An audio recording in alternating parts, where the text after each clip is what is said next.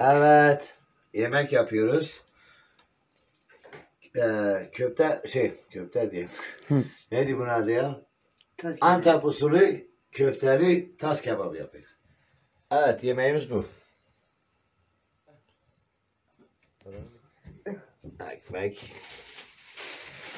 Bu da Konya, Karaman taraflarında, Niğde, Nevşehir taraflarında meşhur. Aşkım sana gel. Mayalı ekmek değiller. Şimdi böyle parçalıyorlar.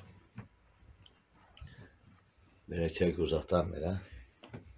Ha böyle. Mayalı ekmek de böyle. Ha böyle yapıyorlar. Bilirsiniz.